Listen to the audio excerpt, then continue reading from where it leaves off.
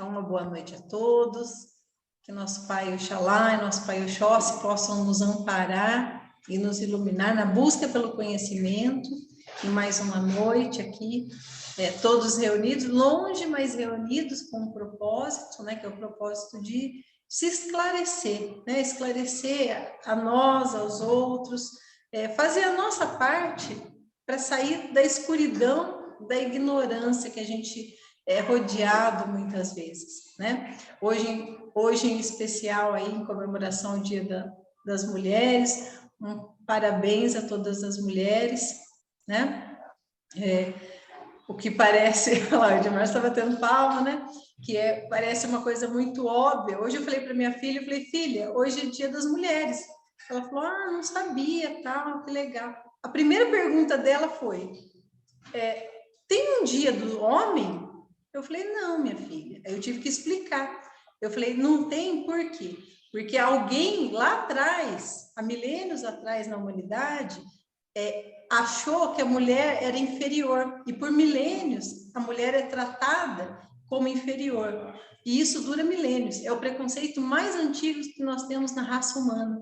E foi preciso estabelecer um dia para lembrar hoje, na nossa memória, que a condição do homem e da mulher são iguais. Então, não é um dia da mulher, de homenagear a mulher, né? Mas é um dia de se lembrar da nossa condição humana em pé de igualdade, com as suas características, com as suas... Cada sexo com a sua peculiaridade, né? E essencial na nossa condição humana, mas é para lembrar da igualdade, não para diferenciar a mulher, ela não é melhor, né? Mas a pergunta dela foi muito lógica, né? E a gente tem que explicar para as crianças, porque o preconceito, assim como a gente ensina o preconceito, a gente ensina também que existe, olha, não ser preconceituoso, não tratar diferente, não diminuir, né? Mas que existe isso no mundo, tá? Hoje, então, entrando já para o assunto da aula, continuando, eu falei bastante sobre mediunidade, os tipos de mediunidade, né? Na semana retrasada, né? Foi antes aí do carnaval. Só para deixar bem claro, tá, gente? Na última semana, eu não falei de todos os tipos de mediunidade, tá? Por quê? Milena, reconecta e entra de novo, senão eu não consigo, tá? Eu não consigo resolver aqui. Tem que sair da sala e entrar de novo. O que acontece? Aqueles tipos de mediunidade que eu falei são os mais conhecidos, mas tem vários outros tipos de mediunidade. Até minha mãe pediu, ela falou, você não falou do médium de suporte. Mas o médium de suporte são médios que participam da corrente mediúnica e dão suporte energético para a corrente. E, na verdade, todos nós devemos ser médio de suporte, ou seja, durante o momento da gira, o momento da corrente, a gente tem que ir lá e dar o nosso suporte energético. Como que eu faço isso? Me concentrando durante a gira. Sempre fala, firma a cabeça, firma a cabeça. O que é esse firmar a cabeça? Esse firmar a cabeça é justamente se concentra no momento da gira, eleva o pensamento. Gente, não tem receita de bolo, tá? Se você quiser fazer oração, você não vai ficar 3 horas em oração, é impossível na gira, não tem como. Mas uma forma bem bacana, bem fácil, é mentalizar os pontos. Você está ali conectando com aquilo que está sendo cantado, falado, e você automaticamente, a tua vibração já está ali mantida. E você já está doando a sua energia ali para a corrente. Então, isso é mediunidade de suporte energético, né? Então, isso é fundamental na corrente. A corrente, quando você tem os médiums lá, um pensando na morte da bezerra, o outro dando risada, o outro conversando, essas pessoas não estão em sintonia, essas pessoas estão avulsas ali, inclusive se sujeitando, gente, olha o que eu vou falar agora, não é para ninguém se sentir culpado, nem para sentir, ai meu Deus, nunca é pessoal, mas pensa bem, as pessoas mais desavisadas dentro da gira são aquelas mais suscetíveis às cargas energéticas negativas que estão ali. Entende? Então, é muito comum em uma gira, você vê um médium que estava lá voando com a cabeça, aí tira um trem feio de uma pessoa que estava na assistência, ou alguém da assistência, ou até da corrente, entra com alguma carga negativa, alguma coisa muito pesada, e aquele médium capta aquilo, fica com aquilo, entendeu? Passa mal, chora, às vezes demora dias para sair, entendeu? Então, é um cuidado. É que só quem teve perrengue desse tipo é que sabe o perigo onde está se metendo, que é para cuidar. Quem nunca passou por isso, acha que é brincadeira, né? Agora, quem já passou, fica ali, ó, epa, eu tenho que cuidar aqui porque o negócio é sério, entendeu? Então, aprende de um jeito ou de outro, né? A gente avisa, fala, esclarece para ficar atento durante a gira, né? Não é para ficar duro o robô, é para ser feliz, a gira é para ser alegre, mas responsável, né? Não é para tirar a alegria da nossa gira, mas é para ser sempre com responsabilidade, tá?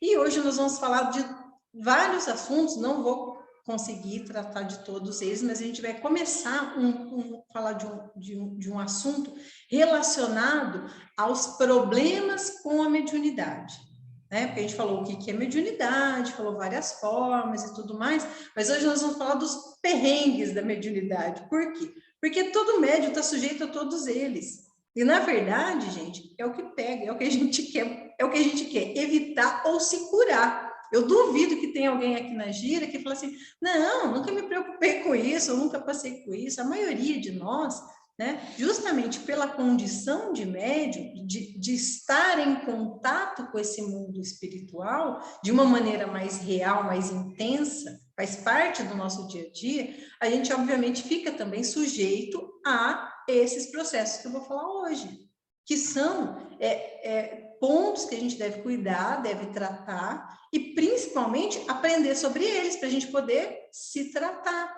A gente faz a nossa parte, o vô faz a parte dele, nossos guias fazem a parte dele, mas a gente também precisa fazer a nossa.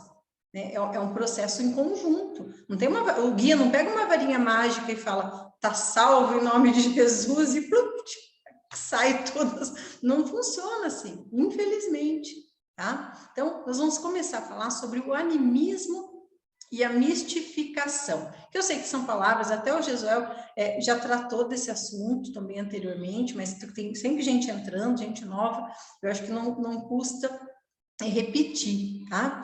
Mas o que é o animismo? Até tem deixa eu ver se está aqui, até acho que ele não está aqui, o Wesley, ele veio me fazer uma pergunta até na quinta-feira que eu fui, eu falei, te respondo depois que... Ele falou, eu estou lendo o livro dos médiuns, pode? Eu falei, deve, é disso que nós estamos tratando, tá? E fala muito sobre essa parte de animismo, mas o que é o animismo? Vou ler a definição do livro dos médiuns, tá? Ó, livro dos médiuns define o que é animismo, tá? É o estado ou fenômeno em que a própria alma do médium opera ao invés de um espírito estranho. Então, não se trata de um fenômeno mediúnico, mas sim de um fenômeno anímico, ou seja, um vocábulo que tem origem em ânima, alma. Então, o que é o animismo? Quer dizer, não tem espírito nenhum ali. É o próprio médium que está se manifestando, o seu espírito está se manifestando, tá? E aí, gente, só para deixar bem claro, então a pessoa está fingindo? Não necessariamente fingindo. Vamos colocar as vírgulas aí, tá? O animismo, ele acontece muitas vezes, que a gente pensa assim, 5% do nosso cérebro, de acordo com a ciência, a gente tem conhecimento e domínio. O nosso inconsciente é 95%. Então, a gente tem muita coisa oculta, escondida de nós mesmos, né? Então, essa atividade inconsciente que fica fora aí do nosso controle, né? Esse controle consciente, tem muita coisa, tem muito fenômeno, tem muita coisa que ela pode se manifestar. Então, aqui, um exemplo muito comum de animismo. O médium incorporado, ele acaba manifestando as suas experiências, os seus traumas, os seus medos, os seus impulsos contidos, né? E ele libera aquilo durante a manifestação mediúnica. tá? E ele age como se ele tivesse incorporado, mas na verdade é o subconsciente dele, tá? É muito comum isso acontecer em giras de esquerda e gira de criança, vou até falar mais sobre isso depois, tá? Isso é o quê? O médium que está se manifestando. É ele que está, não tem espírito nenhum ali. Ele está transbordando algo que está no seu inconsciente. Então, ele entra naquela situação de transe, e é transe, tá, gente? Mas neste transe, ele manifesta a si mesmo, e não um espírito. Então, isso é animismo, tá? Só para vocês diferenciarem, a mistificação, ela é fingimento, enganação, é outra coisa bem mais grave, tá? Então, a mistificação, de acordo com a doutrina espírita, é o vocábulo derivado do verbo mistificar, que significa abusar da credulidade, enganar, iludir, lograr, embaçar. As mistificações podem ser provocadas pelos encarnados e pelos desencarnados, e constituem, segundo Kardec, as coisas mais desagradáveis do espiritismo prático, tá? O que é isso? Se o animismo é o subconsciente, a manifestação do próprio médium, para a mistificação, existe uma vontade de enganar, então isso é muito sério. O médium está ali, sabendo o que ele está fazendo, e está fazendo propositadamente para enganar alguém, tá? Isso é mistificação, tá? Qual que é a diferença? E a gente tem que tratar disso com muito, cuidado e carinho mesmo. Eu falo carinho que é com todo mundo, tá? Por quê? Muitos, tá fingindo, tá fingindo. Mas espera aí, esse médium tá fingindo por qual razão? Tá fingindo para enganar, por vaidade, para aparecer, isso também é muito comum, né? Ou outros, simplesmente o estado anímico, o animismo, o médium pode simplesmente, até eu falei sobre isso na gira de Baiano, lembra o dia que eu falei e tal, e depois falei, que o próprio Baiano falou, ixi, tem uma pisação aqui, que não tinha, na verdade, era uma pisação de gente dançando ali que não tinha nada. E o baiano se matou de dar risada. Falou, ixi, isso virou samba mesmo, o povo está só dançando. Mas isso, na verdade, o que acontece? Principalmente os médiuns mais novatos, mais inexperientes, eles sentem a vibração, você sente aquela energia, a vibração de determinada linha, e você se envolve tanto com ela, que você deixa o seu consciente sair. O seu inconsciente sair. Então, você até se sente num transe, entende? Então, mas isso é fácil de saber? Não, não é, gente. Como que eu sei disso? Não sabe, você tem que se conhecer. Estou falando isso para o médium iniciante. Você, mas eu senti um negócio, senti uma vibração, assim. Como que eu sei que o guia não estava ali? Paciência e cautela. Está se sentindo dessa forma? Vá, você tem que deixar, porque se você bloquear, isso, você não vai desenvolver a tua mediunidade nunca. Mas não quer sair, que você vai sair pulando aí, fazendo pirueta, como dizia, né, uma amiga minha, vai espiritar, fica espiritando aí, entendeu? Então, você tem que ter aquele bom senso, falar assim, nossa, estou sentindo um negócio, tal, não sei bem, espera 1, 2 giras, 3, um mês, as coisas vão amadurecendo e você vai percebendo quando aquilo é só a sensação da vibração local ou realmente é a aproximação do teu guia, que está querendo encostar, entende? Então, isso é com muita cautela, com muita paciência. Outra coisa também, gente, é impossível o médium falar que não tem animismo, tá? Eu até vi várias palestras, vários textos falando que o animismo, você não consegue tirar ele da manifestação, porque o médium, ele está ali, mesmo o médium inconsciente, ele está ali, ele não abandona o corpo para dar lugar para o espírito. Então, o médium está junto com o guia. Então, o eu dele, dentro dele, vai se manifestar e vai influenciar a manifestação do guia. Não tem como isso não acontecer, tá? O teu eu está ali. Todos os médios, até Chico Xavier, ele tinha o eu dele ali, tá? Por quê? o que é importante aí aprender a gente a se cuidar é que conforme você vai estudando, desenvolvendo, você vai ficando menos você na manifestação e mais o guia, entende? Então, principalmente quando as primeiras comunicações, as primeiras vezes que o seu guia falar, vai ter muito de você ali. E você vai se ouvir. Olha que legal isso. Quando o guia começar a falar, você vai começar a se ouvir. E quando você começar a se ouvir junto com o guia, você vai automaticamente definindo, começando a entender o que é seu ou o que não saiu da sua cabeça. Entende? Até, cadê a Bia aqui? Eu falo assim, eu conversei bastante com a Bia, falei, olha, eu até falei, Bia, preciso aí conversar com a sua preta velha. Por quê? Porque o conversar com o guia ajuda. Porque se fica só você e o guia ali conversando dentro da sua cabeça, é uma confusão, gente, sem fim. Você nunca sabe se é o que você está pensando ou se o guia está pensando.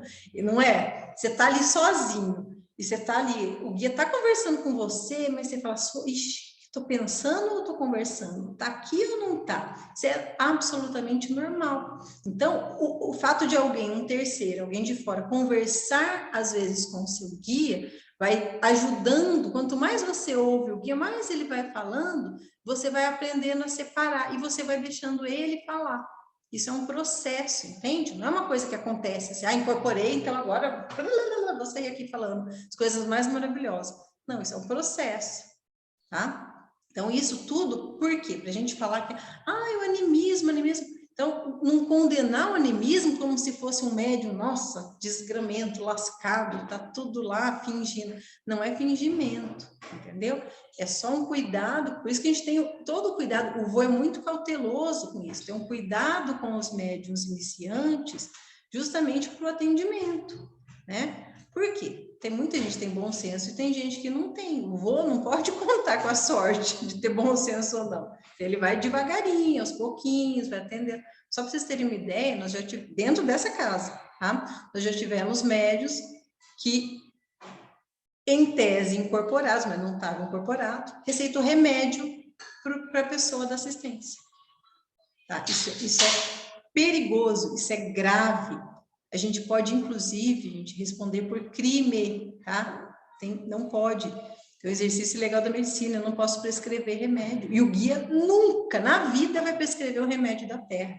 Ele prescreve banho, até chá, você pode perceber, é difícil eles indicarem alguma coisa para tomar, para beber. Uma ou outro caso. É uma coisa para passar, é uma vela para acender, é um banho para tomar, para não interferir, entendeu? Porque isso é muito perigoso. Então, esse médium, ele estava querendo enganar, era uma maldade? Não, não era, não é maldade. Mas ele estava no estado em que ele passou por cima do guia. Ele estava falando. Isso é animismo, entendeu? O eu dele estava se extrapolando durante aquele transe. Tá? É muito comum a gente observar que as formas, né, de mistificação, agora de enganar, que elas acontecem muito, e aí eu vou falar para vocês, gente, que essa mistificação, ela pode ser do médium e pode ser de espírito. Então, o médium pode enganar. Como que o médium engana? Coisa mais fácil do mundo, vocês já devem ter visto e ouvido falar em inúmeros casos. Do médium que chega para a pessoa, finge estar incorporado e fala, não, você tem uma demanda que veio de uma mulher morena, sempre de uma mulher morena, veio de uma mulher morena que era sua amiga e agora ela fez um serviço para você e agora você precisa pagar 5 mil para mim que eu desfaço isso. Isso é mistificação, a pessoa está enganando a outra para obter dinheiro, entende? Ou então engana para a pessoa terminar casamento, namoro. As razões, gente, são as mais variadas, de acordo com a maldade do médium que está fazendo isso. E às vezes a pessoa é médium mesmo. Não é que ela não é médium, ela é médium, mas ela finge. Ela usa a mediunidade para ter um prestígio ali nas suas palavras. E um outro tipo de mistificação que é feito pelos desencarnados. Gente, espírito humano é o quê? É gente, é espírito, é homem, é mulher, é gente igual a gente. E esse povo mente, engana, não sabe, tá? Então, assim como existe gente boa e gente ruim nesse mundo, existe espírito bom e espírito ruim nesse mundo. Quem está lidando com isso, a gente tem que tomar muito cuidado. Eu já fui enganada por esses quiumbas. Ó, e às vezes vem para maldade mesmo, espírito trevoso, que quer o mal mesmo da pessoa, e às vezes vem brincando, vem só para ver, sabe, só para ver o circo pegar fogo. Pra vocês terem uma ideia, eu quando eu estava bem no comecinho, eu não frequentava ainda, foi bem no início mesmo, antes de eu começar a frequentar Umbanda, eu recebi uma entidade, e a entidade veio, gente, contou uma história dentro do centro, eu era kardecista, contou uma história dentro lá, mas falou, não estava comigo, tá? Estava em outro médium. Uma outra médium recebeu, falou, não, eu tô com ela porque eu amo ela, eu amo ela de outra vida, e agora eu quero que ela morra para ficar aqui no plano espiritual comigo, e não sei o quê. Gente, contou, o povo lá no centro onde eu frequentava, o povo ficou desesperado. Ai, meu Deus, a Silvia, o espírito quer matar ela. Ai, meu Deus do céu. E eu doente, ruim, né? Daquela situação. Nossa Senhora, tá. Passado um tempo, eu fui, porque eu não melhorava, né? Aí eu fui, uma senhora até falecida, foi a primeira mãe de santo que acudiu, né? Que me acudiu, a dona Antônia. E ela chegou e foi tirando, e a primeira puxada, sabe o que? Já viram que é puxada, né? Lembra, gente? A primeira puxada que foi feito no terreiro dela, o espírito veio, gente, se matou de rir. Ele falou, vixe, já enganei ela falando isso, falando aquilo, falando aquele outro. Caiu todo mundo que nem patinho. Aí ele mesmo lá, ali, ó, na corrente, porque ele estava preso, tá? Ele confessou, não, já menti, enganou, todo mundo acredita. Você não está vendo, gente. Entendem o perigo que é isso? E tem espírito que vem, se passa por Exu, se passa por preto velho, se passa por caboclo, e faz miséria na vida do médium. É por isso, esse é um dos principais motivos dos quais você não pode incorporar em casa. Porque dentro de casa você está sujeito. E você pode colocar tua mão no fogo 100% para falar que o ambiente da tua casa está livre de zombeteiros? Óbvio que não, gente. Para com isso. Ninguém é ingênuo e besta desse jeito. Ninguém pode falar isso. A gente, lógico, observa, tal, sabe, cada um sabe onde o sapato aperta, sabe como está o ambiente da nossa casa. Mas e daí? Você não tem a proteção que tem dentro de uma casa. Você não tem a mesma segurança, não tem porteiro, na porteira não tem vigia.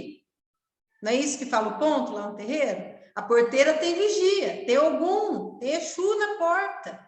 Então, não que isso nunca vá acontecer, tá? Porque não é 100%, mas a chance disso acontecer dentro de um ambiente religioso é muito menor. Então, você está mais segura, mais protegida para receber. Entende? E eles enganam, eles mentem, fazem a gente besta, tem que tomar muito cuidado. Então, e daí, como é que você tá todo mundo morto? A maioria de nós não é evidente, um ou outro só. Como é que você vai saber se é o espírito de Zé ou de Mané? Não sabe, né, gente? Você não tá vendo? Aí que vai para a parte do cuidado. Conhece o espírito pela sua mensagem e o seu objetivo. O objetivo do trabalho da Umbanda, assim como o kardecista, a maioria dos trabalhos mediúnicos é a caridade e o amor. Qualquer coisa que saia disso, você já desconfia. Entende? Olha lá no fundo da mensagem. O que a mensagem quer dizer? O que aquele espírito está tentando? Não importa o nome que ele se apresenta. Pode ir lá, eu sou o caboclo, rei de não sei das quantas. Não interessa. Qual a mensagem que ele deu? Então, o filtro é pelo bom senso e a sensação, ó. Você sente aquilo, entende? Então, e o cuidado tem que ser muito grande, até com a gente. Quem já passou alguma dificuldade grande com isso, você sabe que o gato escaldado tem medo de água fria mesmo, né? Então, o que acontece? Até você aprender a confiar que a quem está encostando ali é o teu guia, isso pode ter um tempo, entende? Então, não é assim, é uma coisa que vai de conhecimento, de aprendizado. Quando você conhece a pessoa, você sabe até o jeito que ela respira. Você sabe o jeito que ela se mexe, você sabe o jeito que ela fala, você vai sabendo, você vai conhecendo, e assim com os nossos guias, para a gente não ser enganado, entende? Então isso é muito importante, porque recebe espírito mistificador. Então a mistificação pode ser tanto do encarnado quanto do desencarnado, tá? Ai, mas o que eu faço para não receber esses espíritos? Que eu não quero, ninguém quer, tá? Gente, equilíbrio. O médium, cada vez mais equilibrado, ele vai afastando naturalmente esses zombeteiros, esses quiumbas, esses trevosos. Entende? Você vai ficando menos suscetível à ação deles. Quando eu falo se equilibrar, gente, não é virar santo. A gente não está nessa ainda. Nós estamos nessa terra aqui. Essa terra é imperfeita, é cheia de oscilações de pensamento e de sentimento. A gente não fica ali, ó, no on o tempo inteiro. A gente vibra e desvibra e daqui a pouco você fica com raiva, mas a gente tem que procurar manter um equilíbrio cada vez maior das coisas. De nós, da nossa família, dos nossos amigos, para a gente se afastando desse tipo de gente. Elas, na verdade, vão se afastando de nós, tá? E o animismo, como que eu me afasto do animismo? Conhecendo, confiando, tenho paciência e bom senso. E educação. Educação mediúnica, que é o que a gente procura fazer aqui, né? O Jesus sempre bate, achei muito legal, desde o começo, a iniciativa dele de abrir, inclusive, quem quiser estudar, tem que estudar, não é uma coisa fechada, não é segredo, né? Por quê? Porque as pessoas precisam, quanto mais se esclarecem, menos animismo acontece durante as giras. Isso é melhor para todo mundo, né? Deixa eu ver aqui agora, vamos lá na sequência. Existe também um fenômeno, por isso vai dar um tempinho para acabar. Ah, tá. Aí, específico, ele vai falando aqui no texto que é muito comum a gente ver o animismo em giras de Cosme, Baiano, Exu e Pombagira. Por quê? Nas outras também tem, tá? Mas nessas é muito comum o médium querer extravasar a criança interior. Entende? E aí, meu amigo, vira aquela confusão. Olha, a linha de Cosme e Damião, eles são brincalhões, são assim, aquele jeitinho puro, inocente, né? Aquela coisa, mas eles não são mal educados, eles não são maldosos, eles não exageram, tá? Isso não acontece. Tá? Até ele coloca aqui, ó, que tem cura de Cosme, em que o guia só mela o dedo com o bolo e coloca na boquinha da criança, ou no rosto da pessoa, assim, para fazer a cura. Dá um pedacinho de doce. É um pedacinho de doce que dá para a pessoa que está recebendo atendimento para cura. Tá? Eu engravidei com uma balinha, né, lindo? Não foi mais ou menos isso. Mas eu engravidei, é sério, gente. Né? A Maria sempre conta essa história. Eu tinha ovário, endometriose, um monte de problema, eu tinha feito cirurgia para tirar um negócio, tipo uma bolota assim do útero, tudo lascado. Ficar grávida nunca. Gente, o Cosminho veio e me deu 2 balinhas, sem estardalhaço, sem escândalo. Ele falou assim, ó, tia, pega essa balinha aqui, uma você come hoje, a outra você come amanhã em jejum. Aí você vai ter o nenenzinho que você quer. Eu falei, mas não quero ter nenê. Não, quer sim. Então, assim, eles veem uma balinha. Eu fiquei grávida na sequência, no outro mês. Entende? Então, não precisa de exagero, né? O Exu vem, tem Exu que não precisa de nada, né? Gustavo, não faça comentários, né? Então, a mesma coisa, Exu que xinga, não é que Exu é santo, tá, gente? Exu não é angelical, é outra vibração, é outra situação. Mas Exu não precisa exagerar no palavrão, no mau modo, para ter mais poder. Existe, inclusive, até falo aqui, né? A pombagira também, não precisa ser aquela pombagira vulgar, de baixaria, tá? Cada uma tem um perfil. Tem algumas que são mais voluptuosas, que são mais voltadas para a sexualidade, mas esse é o perfil de cada uma, mas nunca com exagero, né? Então, toda vez que você vê um exagero dentro de um terreiro, você tem um médium mistificando. Você tem um médium em estado anímico, provavelmente, ou mais grave, fingindo mesmo, mistificando, querendo enganar. Tá? Então, não é para apontar, a gente fala tudo isso, não é para um olhar para o outro, é para olhar para si, entende? Que a gente já teve muitas situações de um médico falar, olha, o fulano, olha, mas você viu o ciclano? Ai, mas o fulano fez tal coisa. Gente, tá todo mundo vendo, você está passando vergonha sozinho, tá passando vergonha na frente de todo mundo, entende? Todo mundo vê. Então, mas isso é para você que precisa, sou eu que preciso, né? Você exagerou, eu exagerei naquele dia, ou passei à frente do guia, puxa, você sente na hora, dá aquele, sabe a ressaca moral? Você fala, nossa, aconteceu tal coisa, não era o guia, eu acho, era eu. Você se policia da próxima vez. Isso é bom senso, isso é educação, né? Então, toda vez que a gente vê muita, até ele conta aqui depois de um caso de um caboclo, tá, de Oxóssi, que tirou dentro de uma sacolinha tinta guache para pintar o rosto. Gente, chega a ser ridículo, né?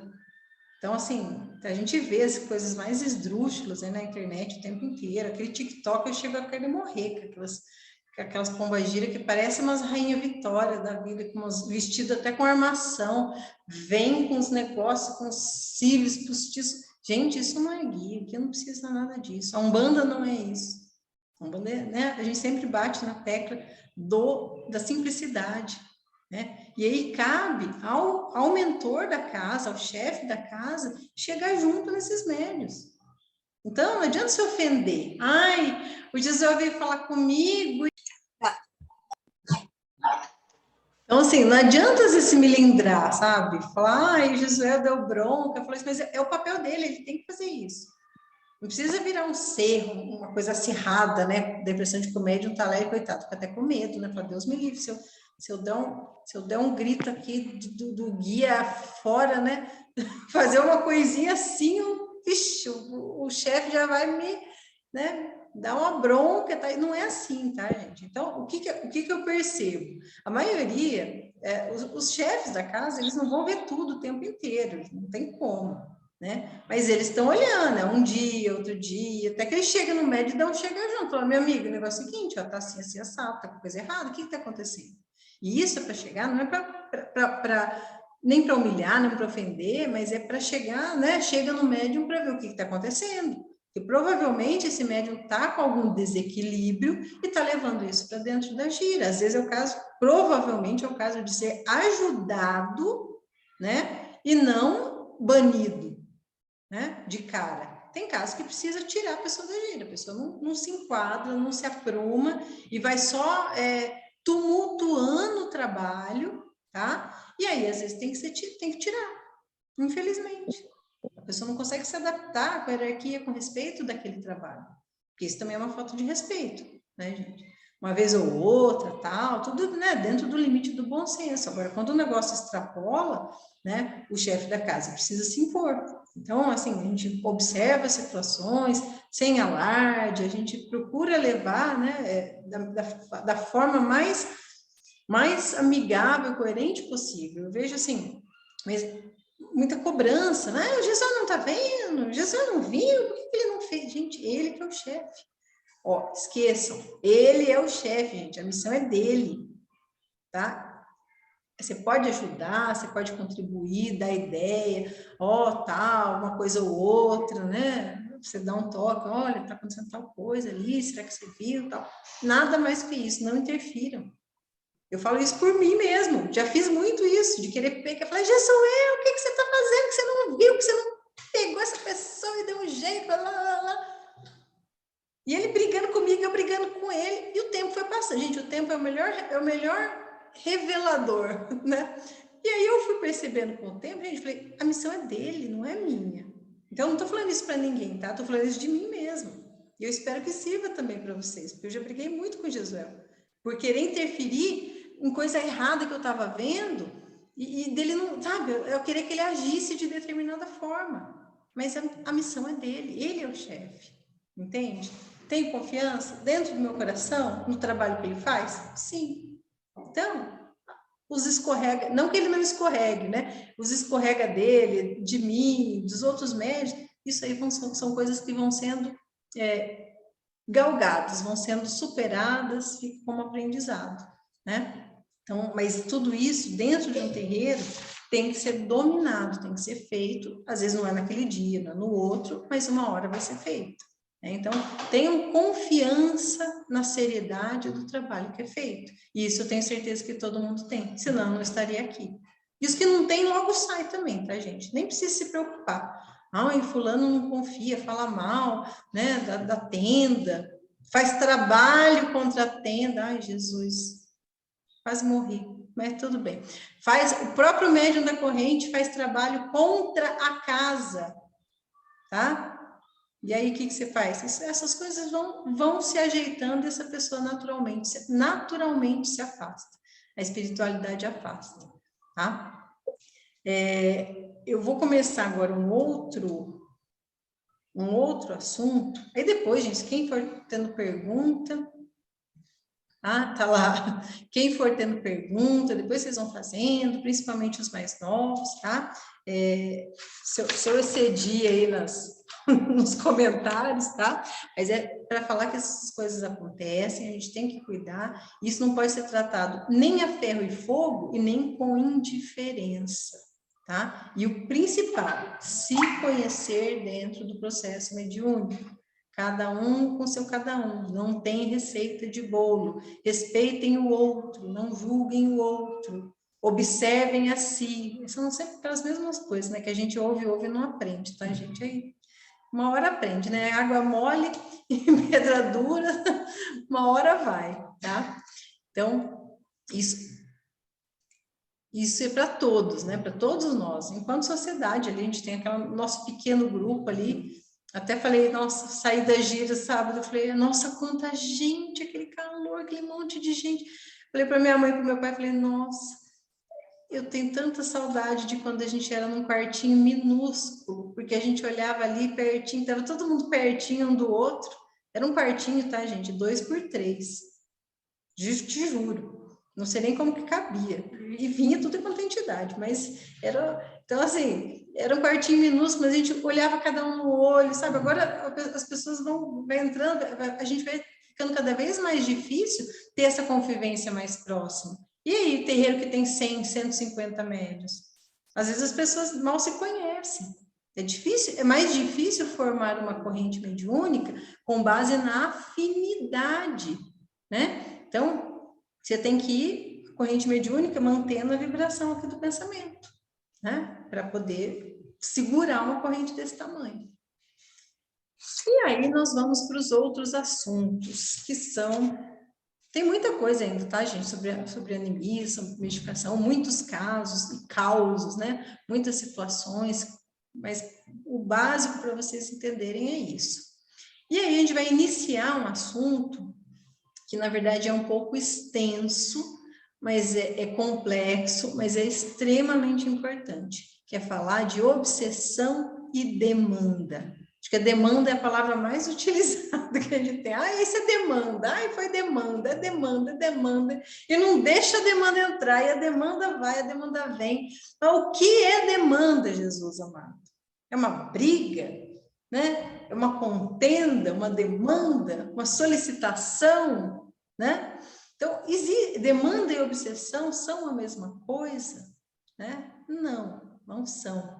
A obsessão, gente, ele é um processo longo, complexo. Geralmente as pessoas deixam isso se agravar com o tempo. A obsessão é um negócio que vai comendo pelas beiradas, tá? Negócio que vai passando e vai piorando e você não percebe, aí você vai deixando de, sabe assim, o negócio vai indo, até que chega no ponto de ficar insustentável. E muitas vezes o médium chega a adoecer, adoece no físico, tá? Então, é um processo. Cuidado, obsessão não é transtorno emocional. Então, nós temos transtornos emocionais, tá? Que são normais a qualquer ser humano. Um bandista também tem transtorno emocional. Um bandista tem depressão, um bandista tem bipolaridade, um bandista tem síndrome do pânico. Por que não? Nós somos humanos, ou a gente é super-humano? Claro que não, a gente está sujeito a todos esses transtornos que são físicos, tá? Então, a gente tem que sempre que separar, porque tem o cuidado com a neurose, né? O umbandista e o espírita tem muito essa neurose. Tudo é obsessão. Ai, estou me sentindo triste. Ai, é obsessor. Ai, eu tenho medo de dirigir. Ai, é obsessor. Tudo é obsessor. Gente, isso é neurose, isso é desequilíbrio, tá? A minha madrinha do Gisuel também, uma coisa muito séria, ela era muito séria, assim, e um dia ela olhou para mim, e ela estava, coitada, ela estava sofrendo, a gente estava com um problema sério, assim, com ela e tal, e eu lembro, estava no carro, assim, ela olhou para mim, ela falou assim, nunca na minha vida, se eu fosse achar que tudo de errado que acontece na minha vida é obsessão e a demanda, eu estava louca. Então, ela é uma pessoa experiente, com 50, já caminhando aí para mais de 50 anos de terreiro, tá? E ela sempre era cautelosa ao achar que tudo na sua vida é demanda. Então, a gente tem que parar, né, com essa... tem gente que mais, outros menos, mas não é assim. A gente tem sempre que olhar e ser realista com a nossa condição, com a nossa situação.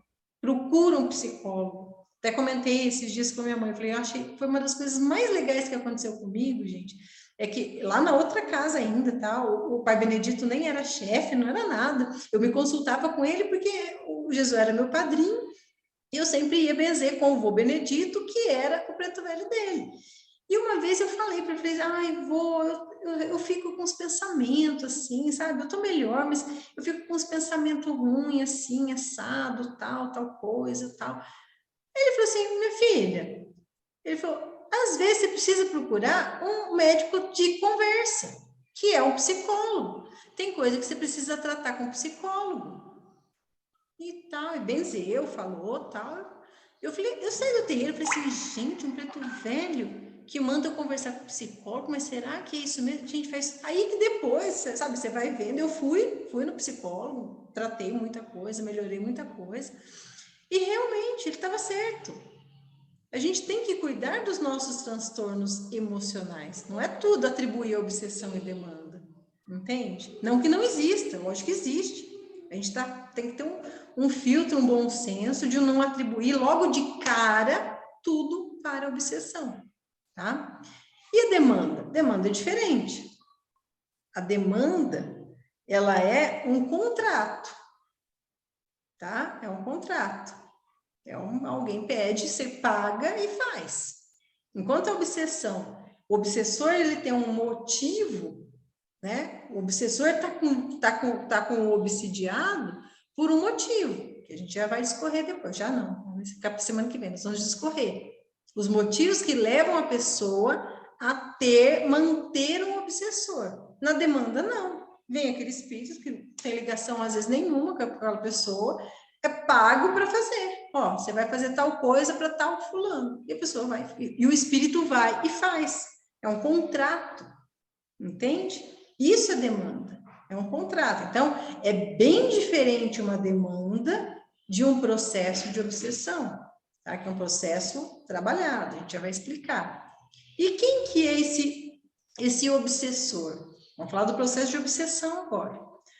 O obsessor, gente, ele é um espírito disfuncional, espírito desequilibrado, tá? De alguma forma, que se aproxima da pessoa, né, obsidiada, e integra, acopla ali no campo energético vibratório dessa pessoa, e ele vai causando mal, algum tipo de mal, de desequilíbrio para essa pessoa. E ele passa a conviver com essa pessoa, ele fica junto, tá? Então, esse obsessor, ele pode, inclusive, ser alguém querido, conhecido.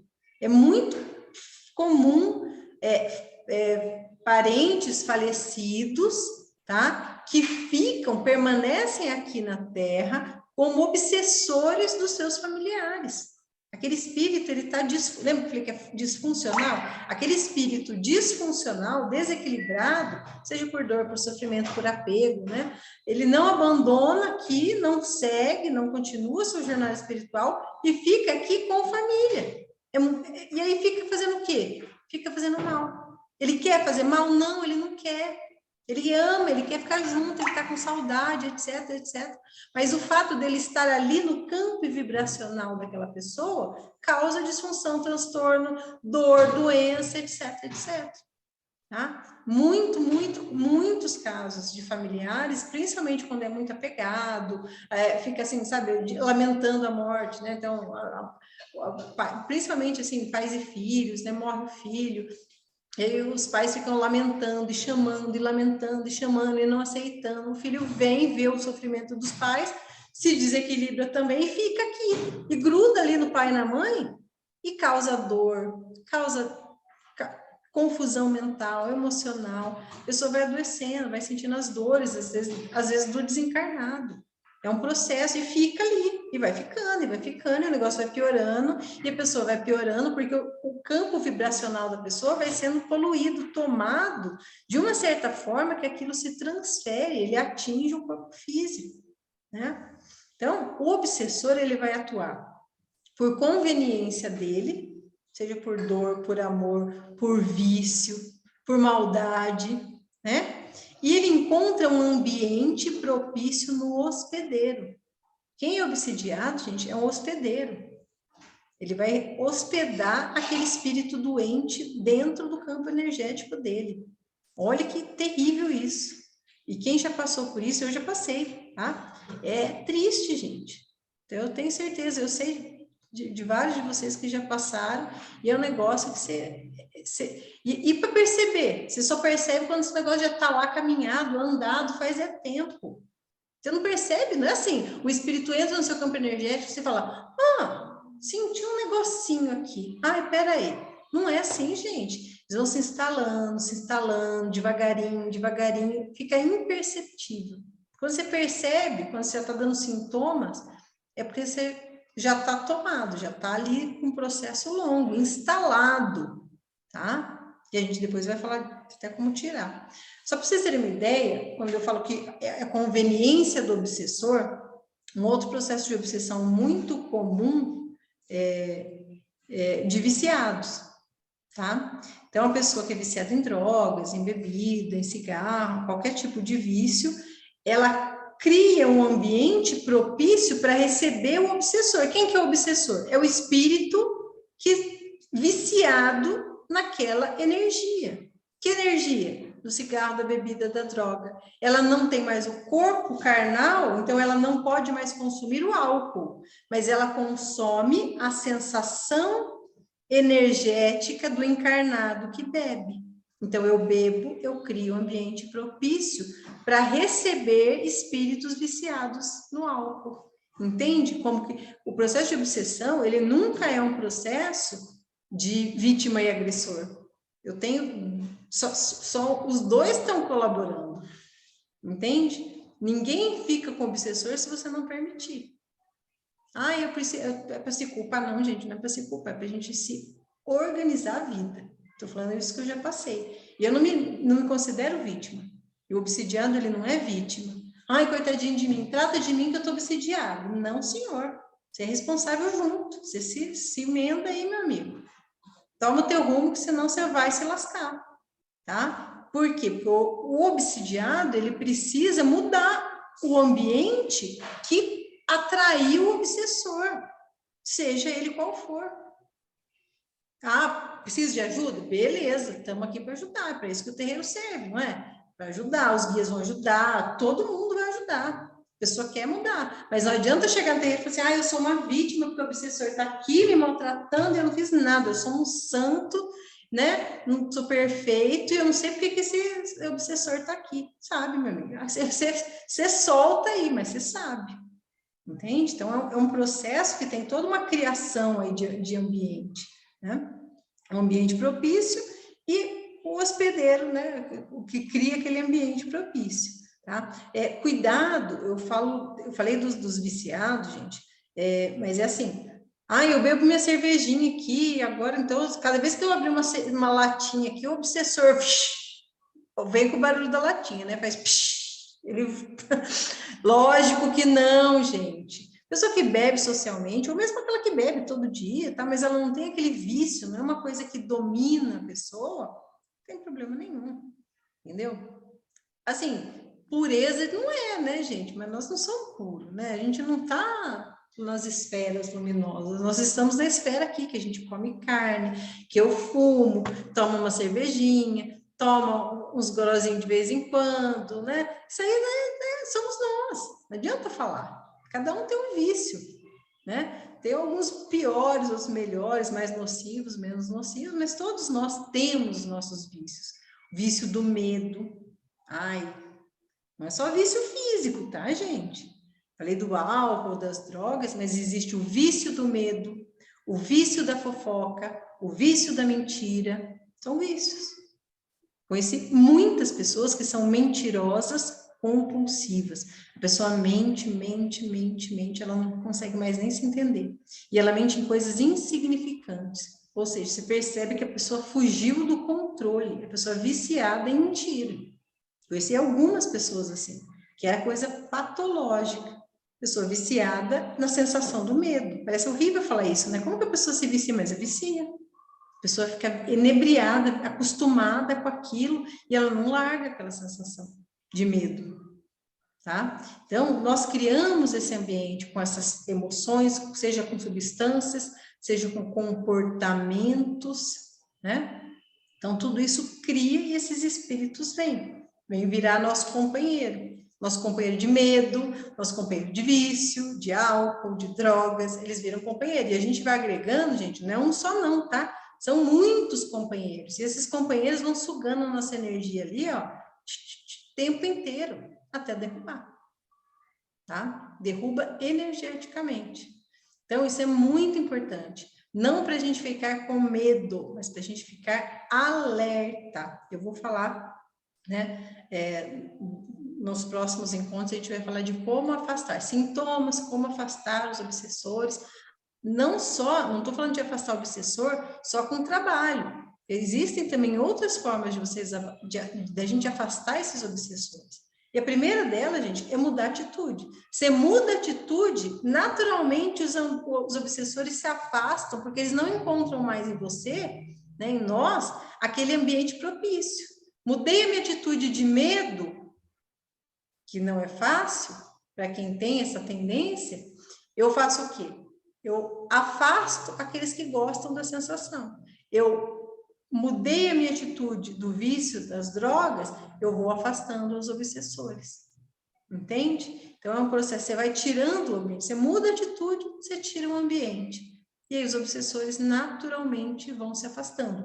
Assim como criar a obsessão é um processo, tirar a obsessão também é um processo. É uma coisa que leva tempo, e você não muda de atitude do dia para a noite, as atitudes vão mudando gradativamente, você vai conseguindo se superar naquele vício, seja ele qual for, e os obsessores vão gradativamente te abandonando, né? Então, é uma coisa muito séria, muito, tomara, quem nunca passou por isso, consciente, não sabe, que eu saiba, eu nunca passei, é muito feliz e infeliz ao mesmo tempo. Vou explicar. Por quê? É feliz porque nunca sofreu desse tipo, mas não sabe a experiência, não teve o gosto, porque, gente, as coisas só têm o gosto quando a gente prova com a nossa boca. Falar é uma coisa, falar que é perigoso, falar que é doído, falar que é isso e aquilo, tem um gosto. Agora, quando você prova o fel na tua boca, você nunca mais esquece dele. E aí, meu amigo, isso te ajuda, ó, a ficar ligeiro para você não cair mais. Você lembra do gostinho amargo e você fala, acho que não. Você fica, isso ajuda, barbaridade. Então, quando a gente passa por aquela experiência ruim, é realmente, parece horrível falar isso, mas é uma benção, né? Porque a gente aprende, né? Então, vamos falar depois dos sintomas. Eu até trouxe aqui a apostilinha falando dos sintomas, mas hoje não vai dar tempo. A gente vai continuar. Se tiver pergunta, gente, para a semana que vem, vocês me mandem, tá? A gente vai respondendo aí na medida do possível, tá? Uma boa noite a todos.